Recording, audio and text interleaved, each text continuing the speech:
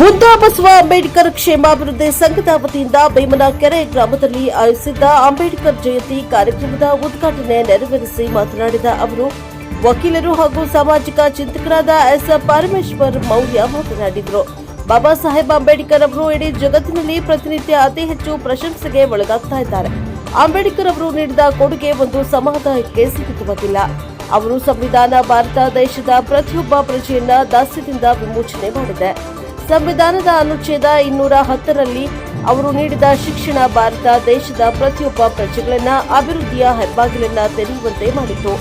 ಶಿಕ್ಷಣವನ್ನ ಮೂಲಭೂತ ಹಕ್ಕನ್ನಾಗಿ ಕಲ್ಪಿಸಿ ಇಂದು ನಾವೆಲ್ಲರೂ ವಿದ್ಯಾವಂತರಾಗಲು ಮೂಲಭೂತ ಕಾರಣರಾಗಿದ್ದಾರೆ. ಸಂವಿಧಾನಕ್ಕಿಂತ ಮುಂಚೆ ಜಾತಿ ಆಧಾರಿತವಾಗಿದ್ದ ಉದ್ಯೋಗವನ್ನ ತೊಡೆದುಹಾಕಿ ಇಂದು ಉದ್ಯೋಗವನ್ನ ಸರ್ವ ಜಾತಿಯವರು ಯಾವುದೇ ಉದ್ಯೋಗಗಳನ್ನ ಪಡೆಯಲು ಹಕ್ಕನ್ನ ಕಲ್ಪಿಸಿದ್ದಾರೆ.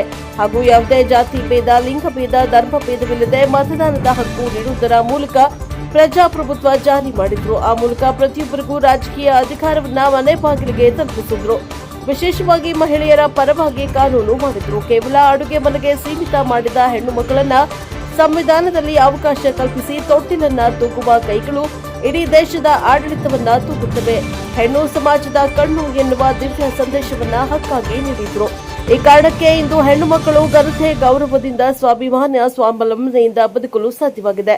ಕಾರ್ಮಿಕರಿಗೆ 8 ಗಂಟೆ ದುಡಿಯುವ ಕಾನೂನು ಮಾಡಿದ್ರು. ಈ ದೇಶದ ಪ್ರತಿಯೊಬ್ಬ ಪ್ರಜೆಗಳಿಗೆ ಮೂಲಭೂತ ಹಕ್ಕುಗಳು, ಮೂಲಭೂತ ಕರ್ತವ್ಯಗಳು ಹಾಗೂ ರಾಜ್ಯ ನೀತಿ ನಿರ್ದೇಶಕ ತತ್ವಗಳನ್ನ ನೀಡಿದ್ರು. ಅವರು ನೀಡಿದ ಹಕ್ಕುಗಳು ಇಂದು ನಮ್ಮೆಲ್ಲರನ್ನ ಮನುಷ್ಯರನ್ನಾಗಿಸಿವೆ. ಆದ್ದರಿಂದ ನಾವೆಲ್ಲರೂ ಅವರ ಆದರ್ಶಗಳನ್ನ ಮೈಗೂಡಿಸಿಕೊಂಡು ಅವರ ದಾರಿಯಲ್ಲಿ ನಾವು ಅವರಿಗೆ ಗೌರವ ಬರುವಂತೆ ಬದುಕಬೇಕು.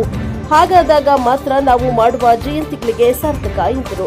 ಈ ಸಂದರ್ಭದಲ್ಲಿ ಉಪಸ್ಥಿತರಾದ ಭೀಮನಕೆರೆ ಶಿವಮೂರ್ತಿ, ಅಧ್ಯಕ್ಷರು ದುರ್ಗಮ್ಮ ನಾಗಭೂಷಣ್, ಮಾಜಿ ಗ್ರಾಮ ಪಂಚಾಯತಿ ಸದಸ್ಯರು ಗೌರಣ್ಣ, ಭೀಮನಕೆರೆ ಸಂಘದ ಅಧ್ಯಕ್ಷರು ಎಚ್ಎನ್ ಶಿವಮೂರ್ತಿ, ಎನ್ ಪ್ರಕಾಶ್, ಬಸವರಾಜ ತೋರೆ, ಕೊಲ್ಲಮ್ಮನಹಳ್ಳಿ, ಕುದಾಪುರ ತಿಪ್ಪೇಸ್ವಾಮಿ, ಆರೋಗ್ಯ ಇಲಾಖೆ ಹಿರೇಹಳ್ಳಿ ಮಲ್ಲೇಶ, ವಕೀಲರು ದರ್ಶನ್ ಟಿಜಿ, ಯೋಗ ಗುರುಗಳು ಟಿ ರೇಣುಕಮ್ಮ, ಸುಶೀಲಮ್ಮ, ಓಬಣ್ಣ, ರವಿಕುಮಾರ್, ನಾಗರತ್ನ, ಶಿವಮ್ಮ, ಲಕ್ಷ್ಮೀ ದೇವಿ ಹಾಗೂ ಊರಿನ ಗ್ರಾಮದ ಯುವಕರು, ಗ್ರಾಮಸ್ಥರು ಇತರರು ಹಾಜರಿದ್ದರು. Bureau report Harish Nayakanahatti, Prajaprabha TV, Chitradurga.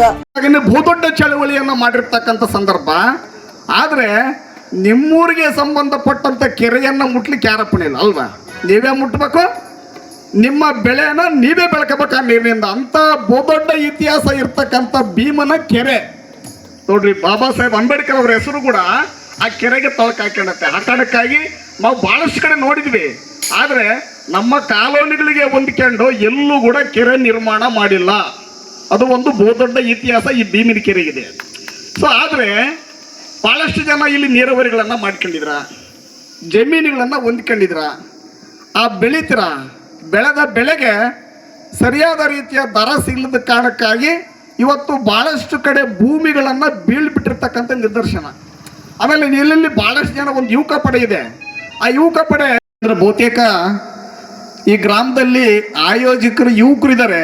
ಆ ಕೂತ್ಕೊಂಡು ಕೇಳ್ತಕ್ಕಂಥ ವ್ಯವಧಾನನೇ ಇಲ್ಲ. ಇಲ್ಲಿ ಆ ಚೇರ್ಸ್ ಎಲ್ಲ ಖಾಲಿ ಮಾಡಿ ಆ ಕಡೆ ಎಲ್ಲ ಸಂಧಿಗೊಂದಿರೋ ಅಷ್ಟೊಂದು ದೊಡ್ಡ ಮಟ್ಟದ ಗೌರವ ಇವತ್ತು ಅಂಬೇಡ್ಕರ್ ಅವರಿಗೆ ಸಿಗ್ತಾ ಇದೆ ಅಂತ ಅಂದ್ರೆ ನಾವೆಲ್ಲರೂ ಯೋಚನೆ ಮಾಡಬೇಕಾಗಿರೋದು ಏನು ಅಂತಂದ್ರೆ, ನಮ್ಮ ತಂದೆ ತಾಯಿಗಳು ನಮಗೆ ಜನ್ಮ ಕೊಟ್ಟಿದ್ದಾರೆ. ಆದ್ರೆ ನಿಜವಾದಂತ ಬದುಕನ್ನ ನಮ್ಮೆಲ್ರಿಗೂ ಕೂಡ ಕಟ್ಟಿಕೊಟ್ಟಿದ್ದು ಪರಮ ಪೂಜ್ಯ ಡಾಕ್ಟರ್ ಬಾಬಾ ಸಾಹೇಬ್ ಅಂಬೇಡ್ಕರ್ ಅವರು. ಅಂಬೇಡ್ಕರ್ ಒಂದು ಮಾತನ್ನ ಹೇಳ್ತಾರೆ, who forget the history, you do not create the history. ಇತಿಹಾಸವನ್ನ ಅರಿಯದವರು ಇತಿಹಾಸವನ್ನ ಸೃಷ್ಟಿ ಮಾಡಲಾರರು. ಯಾರಿಗೆ ತನ್ನ ದೇಶದ, ತನ್ನ ಜನಾಂಗದ ಭವ್ಯ ಶ್ರೇಷ್ಠ ನಾಗರಿಕತೆಯ ಪರಂಪರೆಯ ಇತಿಹಾಸ ಗೊತ್ತಿರುತ್ತೋ ಅವರು ಇತಿಹಾಸವನ್ನ ಸೃಷ್ಟಿ ಮಾಡ್ತಾರೆ. ಇತಿಹಾಸವನ್ನ ಮರೆತಂತವರು ದೈಹಿಕವಾಗಿ ಮತ್ತು ಮಾನಸಿಕವಾಗಿ ಗುಲಾಮರಾಗಿ ಗುಲಾಮತನವನ್ನ, ಸ್ಲೇವರ್ಸ್ ಆರ್ ಎಂಜಾಯ್ ದ ಸ್ಲೇವರಿ, ಅಂದ್ರೆ ಗುಲಾಮರು ಗುಲಾಮತನವನ್ನ ತುಂಬಾ ಆನಂದದಿಂದ ಅನುಭವಿಸ್ತಾ ಇದ್ದಾರೆ. ಕುಗ್ರಾಮದ ಒಳಗಡೆ ಇಡೀ ಊರಿಗೆ ಊರು ಸೇರಿ ಹಬ್ಬವನ್ನ ಆಚರಣೆ ಮಾಡ್ತಾ ಇರ್ಬೋದು. ಆದರೆ ಇಡೀ ವರ್ಷದ ಉದ್ದಗಲಕ್ಕೂ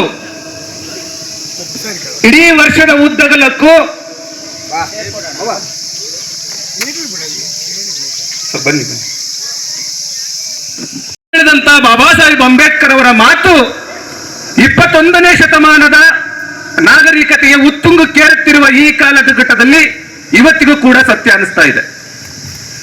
ಯಾಕೆ ಅಂತ ಅಂದ್ರೆ ಬಾಬಾ ಸಾಹೇಬ್ ಅಂಬೇಡ್ಕರ್ ಅವರನ್ನ ಇವತ್ತು ಪ್ರಪಂಚದ 189 ಸದಸ್ಯ ರಾಷ್ಟ್ರಗಳನ್ನ ಪ್ರತಿನಿಧಿಸುವಂತ ವಿಶ್ವಸಂಸ್ಥೆ ಅಂಬೇಡ್ಕರ್ ಅವರ ಜಯಂತಿಯನ್ನ the symbol of knowledge day, ವಿಶ್ವ ಜ್ಞಾನಿ ದಿನ ಅಂತ ಹೇಳಿ ಆಚರಣೆ ಮಾಡುತ್ತೆ.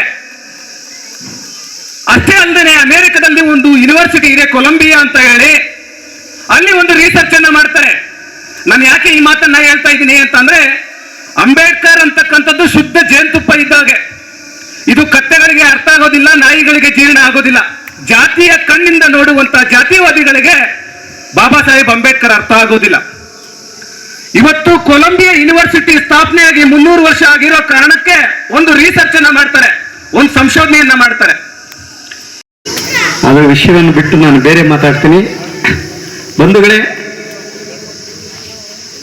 ಅಂಬೇಡ್ಕರ್ ಸಂವಿಧಾನ ಬರೀ ನಮ್ಮ ಈ ಪರಿಶಿಷ್ಟ ಜಾತಿ ಪರಿಶಿಷ್ಟ ವರ್ಗಕ್ಕೆ ಸೀಮಿತ ಇಲ್ಲ. ಎಲ್ಲಾ ಜಾತಿಯ ಈ ದೇಶದಲ್ಲಿರ್ತಕ್ಕಂಥ 140 ಕೋಟಿ ಜನಸಂಖ್ಯೆಗೂ ಸಂವಿಧಾನ ಇದೆ. ಪ್ರತಿಯೊಬ್ಬ ಜಾತಿ ಮಹಿಳೆಯರಿಗೂ ಸಂವಿಧಾನ ಇದೆ. ಅದರಲ್ಲಿ ಆಸ್ತಿ ಹಕ್ಕನ್ನ ಹೆಣ್ಣು ಮಕ್ಕಳಿಗೆ ಪ್ರಪ್ರಥಮವಾಗಿ ತಂದುಕೊಟ್ಟಿದ್ದು ಬಾಬಾ ಸಾಹೇಬ್ ಅಂಬೇಡ್ಕರ್. ನೀವೇನೀಗ ಆಸ್ತಿಯಲ್ಲಿ ಪಾಲ್ ತಗೊಳ್ತಿರೋ ಅದು ಅಣ್ಣ ತಮ್ಮದರ ಜೊತೆಯಲ್ಲಿ ಹೆಣ್ಮಕ್ಳು ಹೆಂಗ್ ಭಾಗ ತಗೊಳ್ತಿರೋ ಅದು ಅಂಬೇಡ್ಕರ್ ಪಾಲ್ ಅಂತ ಹೇಳ್ತಿದ್ದೀನಿ. ಜೊತೆಯಲ್ಲಿ ಭೀಮನಕೆರೆ ಈ ದುರ್ಗಮ್ಮನ ದೇವಸ್ಥಾನ ಬಹಳ ಅಚ್ಚುಕಟ್ಟಾಗಿ ಮಾಡ್ತಾರೆ. ಎಷ್ಟು ಜನ ಸೇರ್ತಾರೆ ಅಂದ್ರೆ ಜಾತ್ರೆಗೆ ಫುಲ್, ಇಲ್ಲಿ ಒಬ್ಬೊಬ್ಬರು ಇರಲ್ಲ, ಅಲ್ಲಿ ಫುಲ್ ಜಾತ್ರೆ ಆಗಿದೆ. ಇಲ್ಲಿ 50 ಜನ ಬಂದು ಒಂದು 50 ಜನ ಕುಂತಿದ್ರಿ, ಇನ್ನ ಒಂದು 300 ಜನ ನಾಪತ್ತೆ ಆಗಿದ್ದಾರೆ. ಇಂಥ ಅಂಬೇಡ್ಕರ್ ಜಯಂತಿ ಬರಲಿಲ್ಲ ಅಂದ್ರೆ ಹೆಂಗೆ? ಬಂಧುಗಳೇ, ಯಾಕೆ ಗೊತ್ತಾ? ನೀವು ನಿಮ್ಮ ಮಕ್ಕಳನ್ನ ವಿದ್ಯಾವಂತರನ್ನಾಗಿ ಮಾಡಬೇಕು. ವಿದ್ಯಾವಂತರನ್ನಾಗಿ ಮಾಡಿದ್ರೆ ಇವೆಲ್ಲ ಬರೋದಲ್ಲ, ಅವ್ರು ಆಟೋಮೆಟಿಕ್ ಅವರೇ ಕರ್ಕೊಂಬರ್ತಾರೆ. ನಿಮ್ಮ ಮಕ್ಕಳೇ ನಿಮ್ಮನ್ನು ಕರ್ಕೊಂಬಂದು ಕುಂದಿರ್ಸ್ಕೊಂತಾರೆ.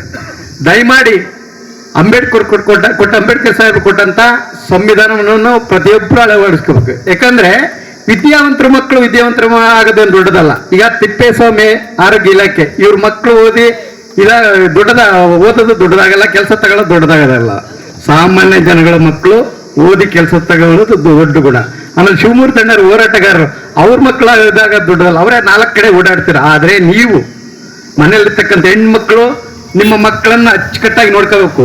ಯಾಕಂದ್ರೆ ಅವ್ರಿಗೆ ಈ ಮೊಬೈಲ್ ಕೊಟ್ಟು ಧಾರಾವಾಹಿ ನೋಡ್ತಿದ್ರಿ. ನೀವು ಧಾರಾವಾಹಿ ನೋಡೋದು, ಅವ್ರು ಮೊಬೈಲ್ ನೋಡೋದು. ಮೊಬೈಲ್ ನೋಡಿ ಅವ್ರೇನಾಗುತ್ತೆ, ಮೊಬೈಲ್ ನೋಡೋದ್ರಿಂದ ಮೈಂಡು ಹಾಳಾಗುತ್ತೆ. ಅವ್ರ ವಿದ್ಯೆದ ಕಡೆ ಗಮನನೇ ಹರಿಸಲ್ಲ. ದಯಮಾಡಿ ಹೆಣ್ಮಕ್ಳು, ನಮ್ಮ ಮಕ್ಕಳು ಏನ್ ಮಾಡ್ತಾರೆ ನಕ್ನಕ್ಕಂತಾರೆ, ಅಮ್ಮ ಮೊಬೈಲ್ ನೋಡ್ಬೇಡಮ್ಮ, ಅದನ್ನ ಸ್ವಲ್ಪ ತೆಗೆದಿಡು, ಓದ್ಕ ಚೆನ್ನಾಗಂತ. ಅವಧಿಯ ಒಳಗಡೆ ಈ ಯೂನಿವರ್ಸಿಟಿಯಲ್ಲಿ, ಈ ವಿಶ್ವವಿದ್ಯಾಲಯದಲ್ಲಿ ಓದಿರುವ ಅತ್ಯಂತ ಮೇಧಾವಿಗಳು ಯಾರು, ಬುದ್ಧಿಜೀವಿಗಳು ಯಾರಿದ್ದಾರೆ ಅಂತ ಹೇಳಿ 100 ಜನರ ಪಟ್ಟಿಯನ್ನ ಮಾಡ್ತಾರೆ. ಆ ಪಟ್ಟಿಯಲ್ಲಿ ಸಿಗುವ ಏಕೈಕ ಅಗ್ರಗಣ್ಯ ಡಾಕ್ಟರ್ ಬಾಬಾ ಸಾಹೇಬ್ ಅಂಬೇಡ್ಕರ್ ಅವರು. And then next Albert Einstein. ಬಂಧುಗಳೇ,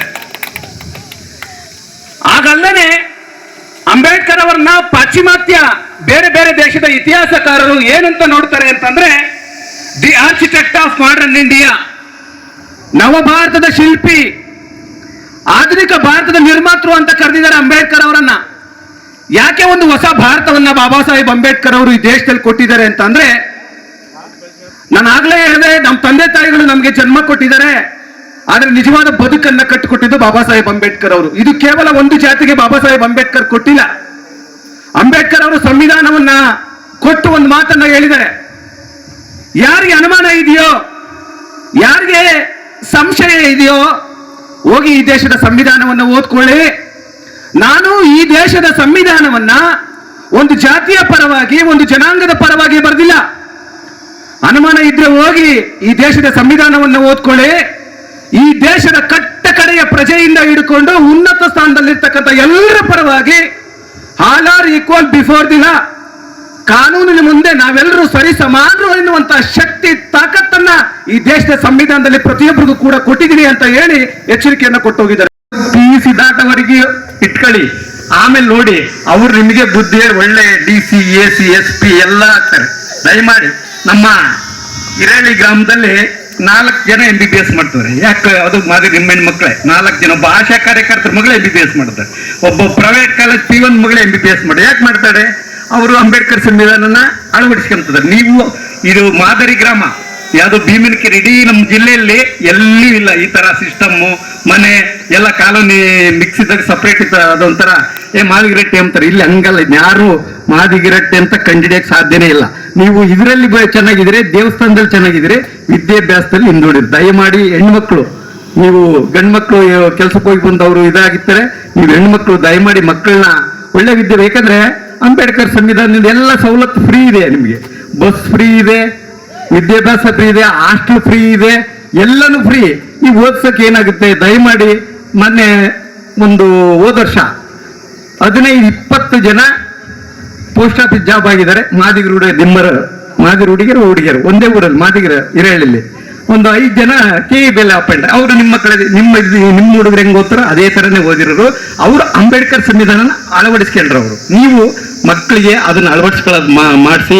ದಯಮಾಡಿ ಈ ಇಲ್ಲಿ ಬಂದಿರ್ತಕ್ಕಂಥ ಎಲ್ಲರಿಗೂ ಇವನ್ನ ವಂದಿಸಿ ನಾನು ಮಾತಾಡಕ್ಕೆ ಅವಕಾಶ ಕೊಟ್ಟೆ. ಯಾಕಂದ್ರೆ ನನ್ನಲ್ಲಿ ಈ ರಾಜಕಾರಣ ಮಾತಾಡಲ್ಲ. ಅಂಬೇಡ್ಕರ್ ಜಯಂತಿ ಅಂದ್ರೆ ಅಂಬೇಡ್ಕರ್.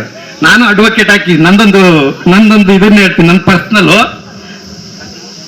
ನಾನು ಅಡ್ವೊಕೇಟ್ ಆಗೋದಕ್ಕಿಂತ ಮೊದಲು ನಾನು ಪಾರ್ಟ್ ಟೈಮ್ ಕೆಲಸ ಮಾಡ್ಕೊಂಡು, ನಂದು ಅಂಬೇಡ್ಕರ್ ಸಾಹೇಬ್ರದ್ದು ಮದುವೆ ಆಗಿದ್ದು ಮೀನ್ ಮಾರ್ಕೆಟಲ್ಲಿ ಮಧ್ಯಾಹ್ನ 12 ಗಂಟೆ ಟೈಮಲ್ಲಿ. ನನ್ನ ಮದುವೆ ಆಗಿದ್ದು ಸಾಯಂಕಾಲ 5:30ಗೆ ಆಂಜನೇಯ ದೇವಸ್ಥಾನದಾಗ 200 ರೂಪಾಯಿ ಮದುವೆ. ನಾನು 2 ಅಧಿಕಾರಿಗಳನ್ನ ತಯಾರು ಮಾಡಿದ್ದೀನಿ, 2 ಅಧಿಕಾರಿಗಳು ಮಾಡಿದ್ದೀನಿ. ಒಂದು 5 ಜನನ ನಮ್ಮ ಸಂಬಂಧಿಕರನ್ನ ಅಫಿಷಿಯಲ್ ಮಾಡಿದ್ದೀನಿ. ನಾನೇನು ಇದು ಮಾಡಿ ಅಂದ್ರೆ ನಾನು ಅಂಬೇಡ್ಕರ್ ಸಂವಿಧಾನನ ಅಳವಡಿಸ್ಕೊಂಡೆ.